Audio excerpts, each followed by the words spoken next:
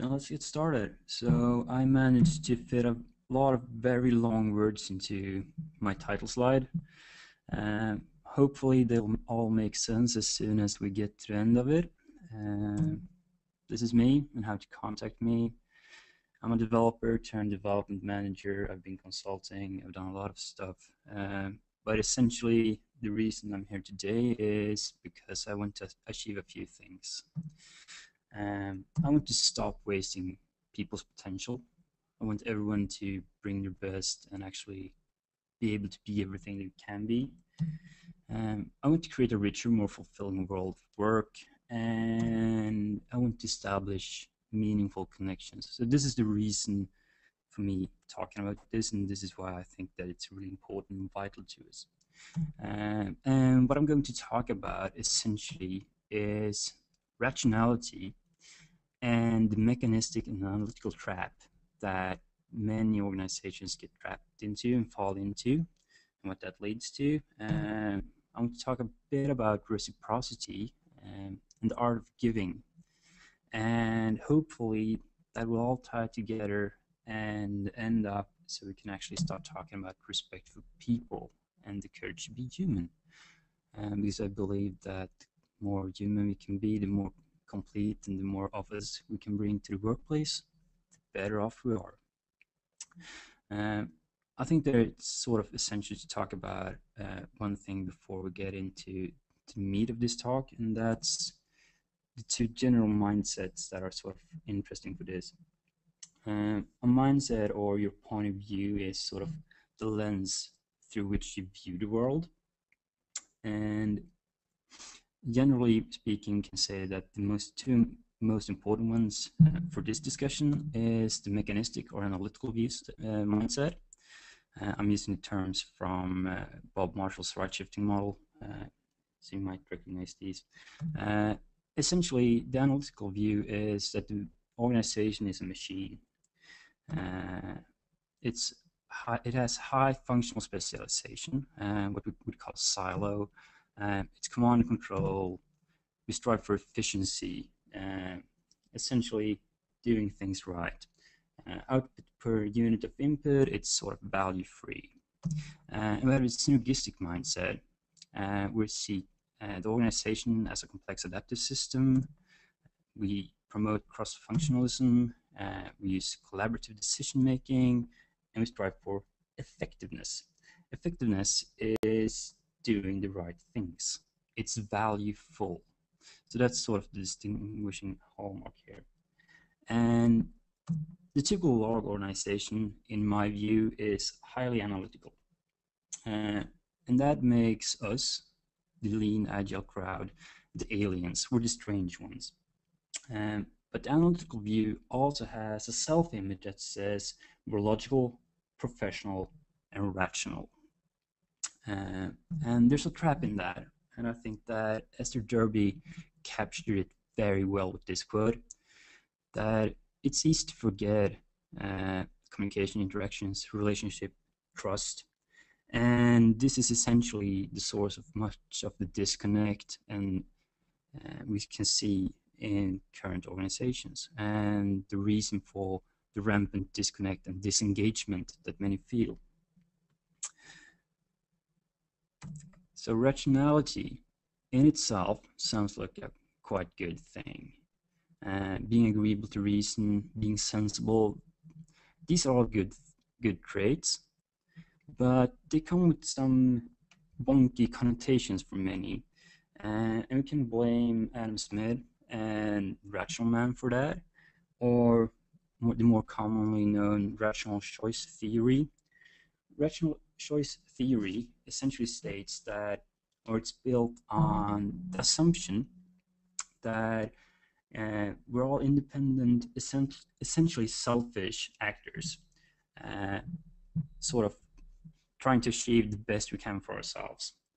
And it's also the basis for a lot of the economic theory that we see. It's sort of the prevailing truth. And essentially it says, you can sum it up with, people in general want more rather than less of a good. And what good to economics usually use? Well, money. So essentially, we're all selfish. We all want as much money as possible. And that's all well and fine if it's also true. And can we believe this? Is it okay? And there's a raging debate about the ethics of belief. Are you entitled to believe anything you want? And a guy called William Kingdom Clifford uh, told a story about a ship owner that sent a ship out to sea, believing that it was seaworthy, but it sank. And he argues that since he actually hadn't understood the implication or understood what the condition of his ship was, he was actually to be implicated in those deaths. And I think that's an interesting theory. It's an interesting debate. And it sort of led me down to questioning rationality in itself. The question is then, can we test rational choice theory? Can we do it in an easy way? And it turns out that we actually can. And we can test it by using games, of course. One really simple game we can use to evaluate if rationality and rational choice theory actually holds for humans is the ultimatum game. The ultimatum game is a two-player and a bag of money game. It's really easy. It's not as fun as the pizza game, trust me on that one. But it essentially goes like this. The first player divides the money. The second player accepts or rejects that offer. And if the offer is rejected, neither gets anything. So that's a really simple game. Maximize utility should be sort of the rational thing to do. And what happens? Well, when people play this game, the most common offer is an even split. Even more crazy is that offers below 20% are commonly rejected. If you want to maximize utility and you hear this, you look at it, the only thing you can exclaim really is, that's not rational. The rational thing to maximize utility, to get as much as possible out of it, would be to accept any offer. It wouldn't be to punish someone else. That's just irrational, but it's human, and it's what happened in every major population. It's what happened almost every time they replicate this game on a large scale. So we're not acting in accordance to this. There's a more interesting game called the Prisoner's Dilemma that essentially is that two parties are implicated. If one talks, then the other party is sentenced to 12 months. If both talk, well, we both get a minor sentence. And if neither of us talk, we both go free. This game is a bit more interesting because it's more complex. It gives more complex behavior sort of evolves from it, but essentially the finding is the same. People actually start doing irrational things. And the irrational thing in this case is they start cooperating, which is actually on a strictly rational basis a losing strategy, unless you also know that people will pay you back somehow. The source of this strangeness is brain chemistry for one, but it's also a really interesting concept that sort of has evolved, and we call it reciprocity. The concept of a mutual exchange evolves throughout the Prisoner's Dilemma, for example, if you simulate it over big populations. But there's a few different views on it. We have a symmetrical or balanced reciprocity. That's tit for that. That's simply a straight exchange. Essentially, I give you something, and I think that I'll get something of equal value back. Pretty straightforward. We have the negative form. So I punish you, you punish me. Essentially, the reversal of that one. Then there's something that I find really interesting, and the really powerful stuff is this. altruistic reciprocity. Essentially, give something good to the world and it will give something back. So I don't give you something and actually expect that exchange directly back. I just give you something and I hope that you'll give it to someone else, or just you'll pay it forward. A good friend of mine framed this quite beautifully like this, that we can simply give someone else something that's easy for us to give them. A smile, we can open a door, we can do them a small favor, any random act of kindness essentially. And if we do that, the world at large will become better. But what's the science?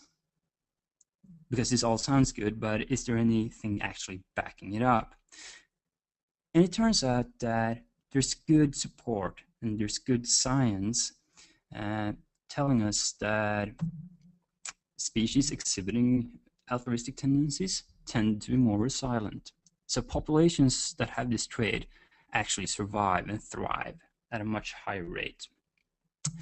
But we also need to remember that the majority, but not everyone, is actually hardwired for it. So we're hardwired to give. That's very important to understand.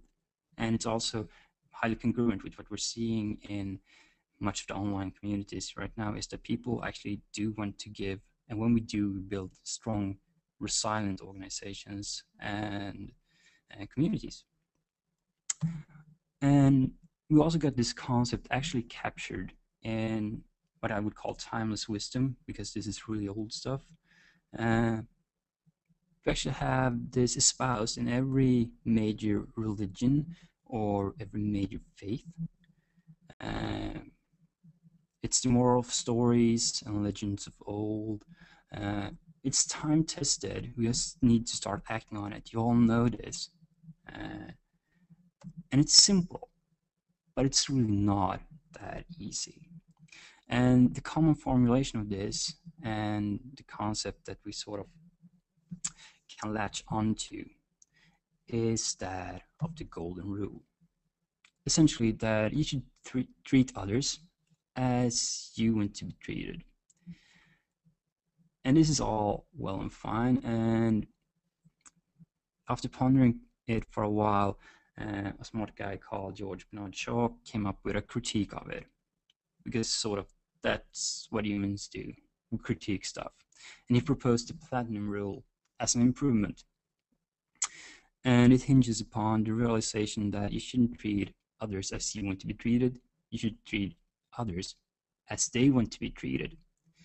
I think this is interesting. I think that the golden rule is good enough, because most of us want to be treated on our terms, not on somebody else's. And if we take that, what we really want, and apply it to others, we'll start treating them as we want to be treated.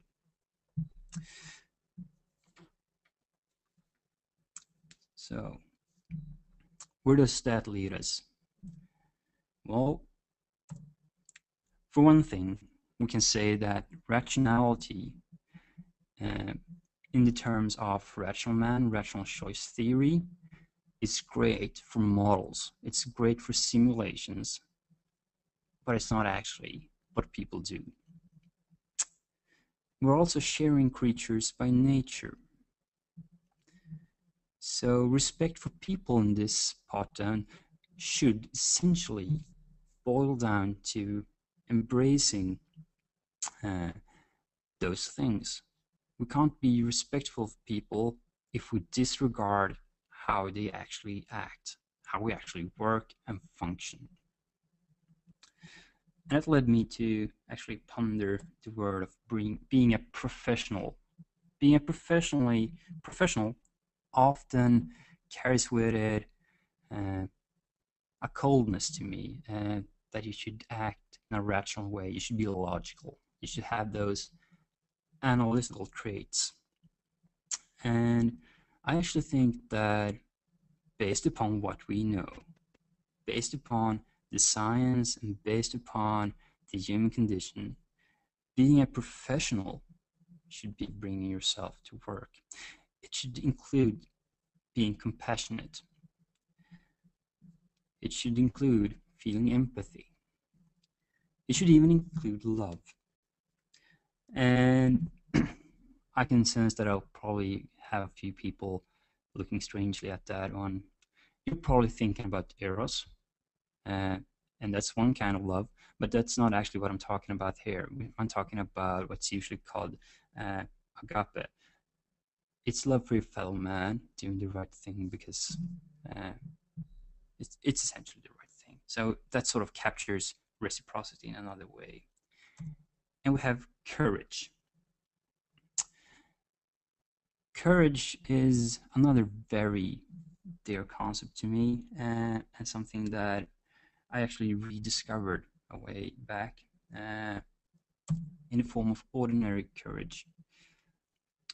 Brene Brown's talks a lot about courage, and she's written a wonderful book called The Gifts of Imperfection. And what you call ordinary courage is not courage in the way we usually think about it, because that's bravery. Courage actually stems from the Greek kor, meaning heart, and there's actually an old obsolete definition of courage that is the heart as the source of emotion, or courage in respect of actually speaking your heart, being true to being human. And if that's not being rational, I don't know what is. So how can you use courage and our empathy and compassion to build stronger organizations? For one, we can start acknowledging that every group has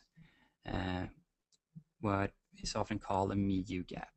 Every group consists of the me-you gaps, the gaps between you and me. And the way to build a stronger work life, a better work life, is starting to close those gaps.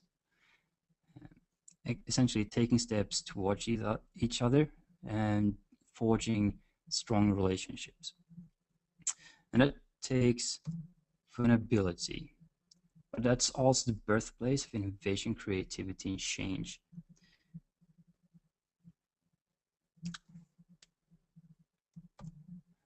And I can guess that a few people is sitting there saying, well, that sounds pretty good and fine and dandy, but you know, isn't it a bit happy clappy?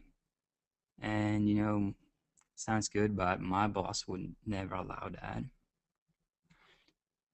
Then I would like your boss to ponder a few things. Would he like perhaps 3 times the profit of, would that be a good thing? Or perhaps 8 times greater level of innovation? Would that be beneficial in any way? How about 22 times as likely to try new things, that each employee, each member of the group actually has that much more innovation to bring, and essentially everyone would you like highly satisfied customers? There's research saying that for a high trust organization, exhibiting many of the traits we've been talking about, actually reaching out, being human, these are the results you're getting. So if you compare a high trust organization to a low trust organization, you see 3 times the profit. You see a much higher level of innovation.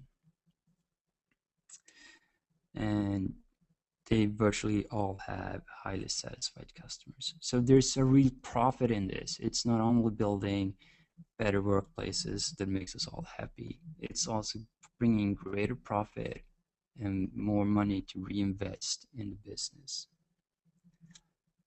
And my advice for us on how to get there is quite simple.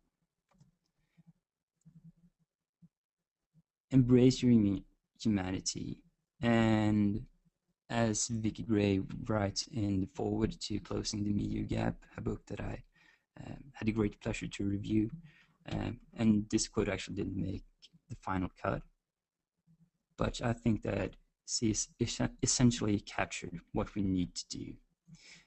because she sort of said, I will if you will, but you won't if I don't. So let's take the first step together. Let's stop being logical. Let's start embracing being human, and let's start embracing this science. And let's change the world. That's all I have to say. Thank you very much for listening. Thank you very much, Torbjörn, for that awesome final talk we had today. Again, time for questions. Do we see some coming up in the chat room or the Twitter or wherever?